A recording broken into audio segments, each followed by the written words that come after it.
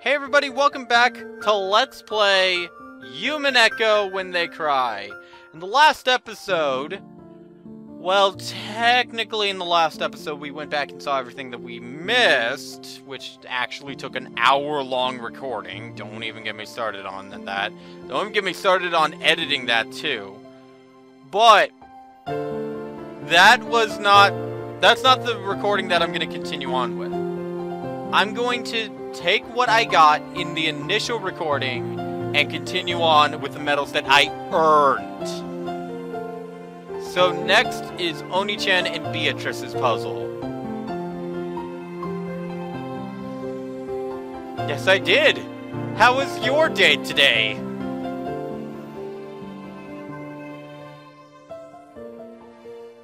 Aw, tiny Angie's tired. Don't worry, just let her sleep. Just let her sleep. In many other iterations, she became hamburgers. Don't worry. So does that mean if Angie meets the same fate as she did in other games, would she technically be a Happy Meal's kid's toy or something? No. Did I just say Happy Meal kid's toy? I meant a Happy Meal. Gosh, I can't even make a joke. No, we are not stopping now. Alright, I came this far, Beatrice.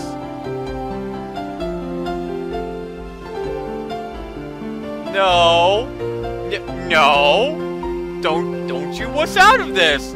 You brought me here. You have to deal with the consequences. Don't be playing this sad piano music. We ain't doing this.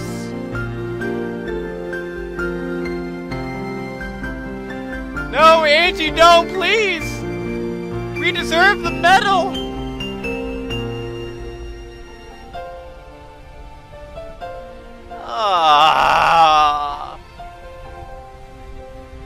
We deserve that medal.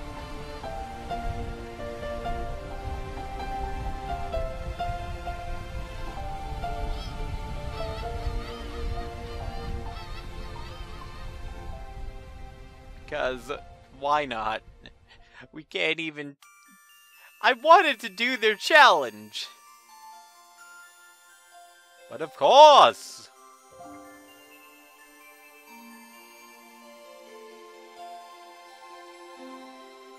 Why do I feel like this was a trial run for something that I'm going to just get completely destroyed by later? Oh, this was the easy version? Oh yeah, wait till next time when we ask you Umineko questions. Have you been paying attention since Chapter 1? Because I sure haven't. Are you kidding me? I barely pay attention between recording sessions. If the amount of people who don't yell at me in the comments for forgetting things after literally one recording session to the next isn't an indication, oh boy. When 07 brings up, hey, you remember that thing that happened in Chapter 1? I'm just gonna be like, nope. Don't remember any of that, 07. Thanks for asking. Why don't you ask other people? Because, it's not my time.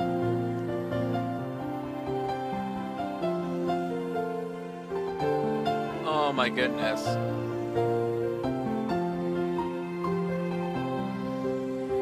So I'm actually thinking, I don't think I'm going to be doing this for recordings, because I like to have two audio tracks in case I make any mistakes in my audio recording, so that I still have the video recording to cut, and I can actually have two different sets of audio tracks. But now I can technically have audio and video in OBS. So I'm definitely going to be doing that whenever I stream. So streaming is going to be a lot more streamlined.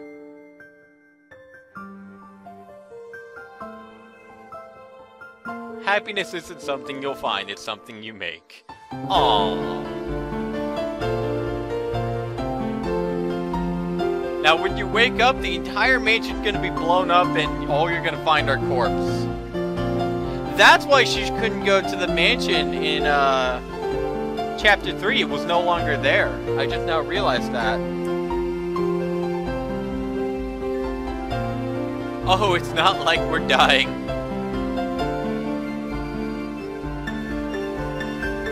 Oh, what is gonna happen? Why do I have the feeling that I'm just gonna regret life? I'm just gonna regret life. That's what it is.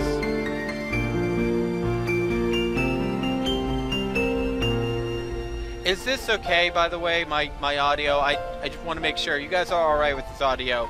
It's gonna take me a long time to get used to this, because I am used to my old microphone. I will be honest, when I heard this, I was like, eh, but you guys said it was great, so at least the Discord people, I mean, the YouTube people really didn't say anything, but then again, you know, who watches anything other than Umineko on my channel? Am I fucking right?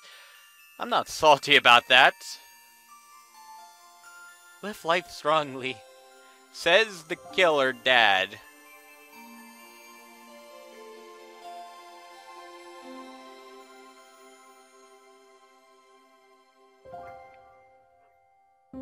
This is so precious.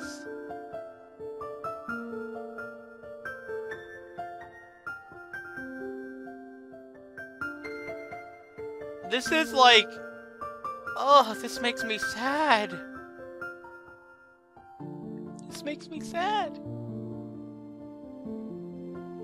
So it's like everyone just gonna die now. It's like, all right, well, our time's up. Let's see who lived. Oh yeah, Eva.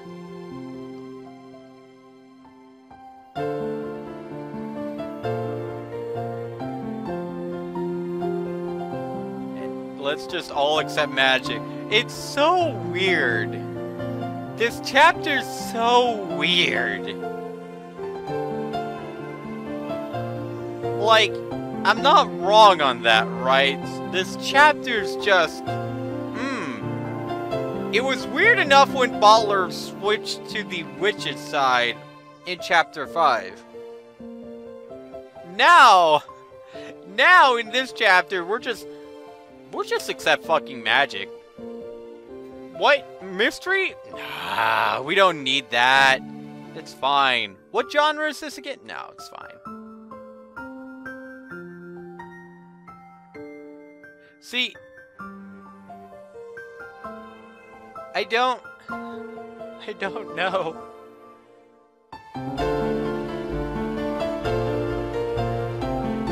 Cause I expect from Umineko mystery, bloodshed, and finding out who the killer is.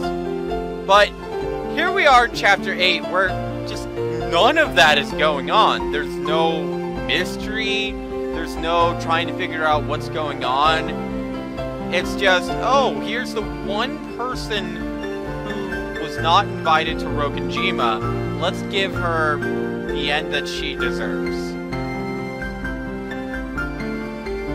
But I feel like that's just a bittersweet ending, you know? Like, okay, you either look at this one or two ways. Angie lives with her family in hell because they all died, or she lives to be a better person. She realizes that she doesn't need the magic, and she doesn't need to solve the mystery. She just needs to move on with her life. That might actually be what Butler is trying to convey with her. The answer to Rokenjima is not important. What happened on Rokenjima doesn't involve her. So she should live on a better life. Stop searching for the truth. Because the only thing that the truth has gotten you is turned into hamburgers, okay? Like, if we're being honest here, the only thing that you have become is a pile of fucking meat. Not once, but twice! Twice! So, I understand where Butler's coming from. If he's trying to teach her to live a better life, to forget all of this, I understand him. But it's just, this whole thing is a farce. Butler admitted it. This is just a farce. See, the reason why I'm iffy on this. The reason why I'm iffy on this is Higurashi at least tied things up in a more believable sense. But with this,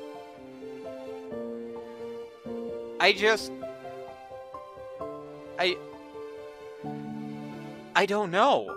This chapter, I don't know what to think about it. I feel like this chapter is either one of your favorite chapters, or it's not gonna be one of your favorite chapters. I'm in the middle. Because here's the thing, I like Angie as a character, but she's not my favorite character. Not by a long shot. Alright, there are at least 4 or 5 characters that are above her that I like. So, I mean, if Angie is your favorite character, this is the most important chapter besides Chapter 4, to be honest. It goes without saying that this is an illusion. You cannot come to Rokkenjima on October 4th, 1986. This whole party we shared is all magical illusion created by the Game Master Bottler. This is just a complete lie. It's a lie. It's bittersweet. So, I mean, if this changes Angie into a better person, then fine. We can go with that. At least one Ushiromiya actually reached a happy ending, even if it's bittersweet. But if it's not, because I doubt that's how it's going to end, because of course it's not going to end like that. I mean, come on, it's 07. I'm not wrong on the fact that this chapter is just... It's weird. It's so weird. When you compare it to 07's previous game, Higurashi, the end of Higurashi, spoilers by the way, tied everything up. It was a satisfying ending. It was an ending that I walked away from thinking, yes, I enjoyed that series. And the ending was great. It was worth everything. It was worth all the murder, all the mystery leading up to it. With this ending, I feel like 07 can't really do anything here. Because with Higurashi, he was set to low. Umineko turned everything to 11 as soon as the Witch of Rokkenjima just started murdering people. Everything turned to 11. Oh my god, by chapter 3? Oh, we were past the threshold of, you know, well, this is actually on par with Higurashi. No. By the end of chapter 3, we passed that threshold. So, I mean, you can't really build and build up to this ending and have chapter 8 end like that. I don't think it's gonna end like this. Chapter 8 has to tie up all the loose endings, and it has to be something that is a satisfying ending to the series. But the question is 07 able to do that? Because think about this. He has to top chapter 5, 6, he has to top chapter 4. No one cares about chapter 3 on my channel. A lot of people like chapter 3. I'm not one of them, alright? I'll give you guys that. Chapter 3 was actually really good. I just hated it. But, like, 07 has to, like, get past... 07 has to make an ending to Umineko. And for a game like Umineko... I was more satisfied with chapter 7's ending. Even the tea party. I honestly liked the tea party a lot. I felt like it was just a close on the chapter. Even the painful red truth, I felt was justified, and that it was a bittersweet ending. It was like a Shakespearean ending. The tragedy of the truth that she looked for the whole time was too painful to bear. You know, that would have been, in my opinion, an acceptable ending. Why? It's a Shakespearean ending. It's one where you find that the journey is better than the ending. And that's really been the message of Umineko When They Cry. It's the journey that is important, not the end result. And that, I believe, is what Bottler is trying to convey to us. But is that going to be an acceptable ending for Umineko When They Cry? Like, that's the ultimate question. I think so. I think that this chapter is going to take a 180. What I think is going to happen, actually, is Bottler's going to try and make this ending for Ange. To teach her a valuable lesson. To make sure that she remembers the good times she had with her family and she moves on with her life. And then something's going to happen that causes her to be in this whole thing that happens. Okay, so I got 12 medals. Oh god, this actually changes. This actually changes. What did I miss? What did I miss?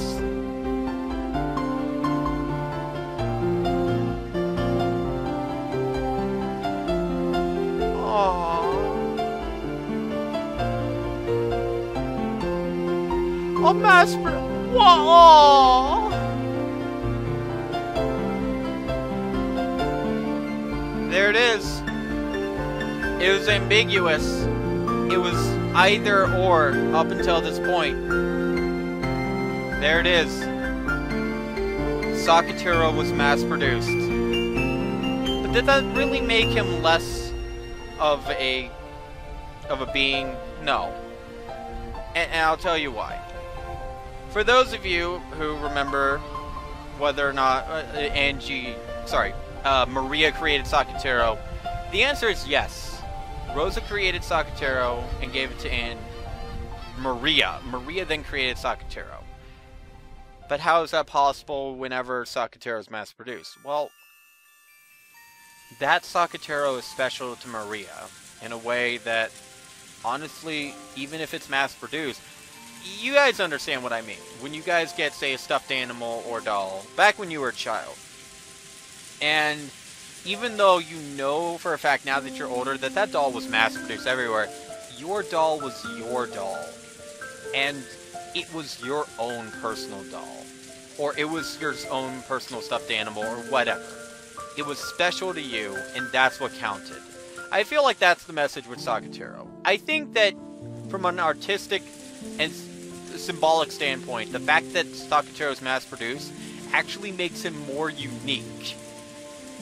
Because his uniqueness of Maria, it carries over.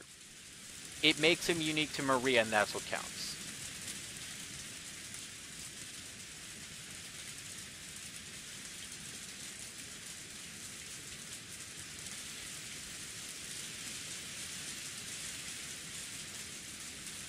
Well, I mean, yeah, sweet dreams, bye, and that's the end of Chapter 8.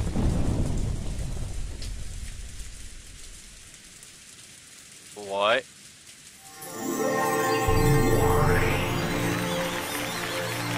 What the fuck is happening?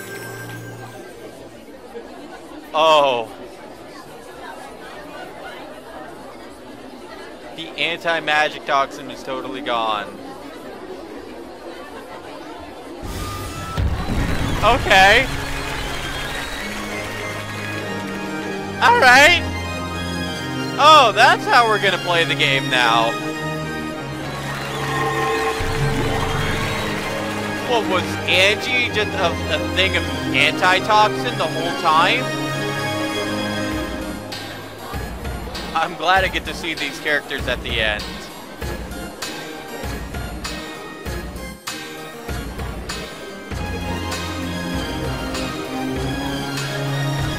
Anyways, we're going to continue this crazy adventure in the next episode. So until then, guys, I'll see you guys then.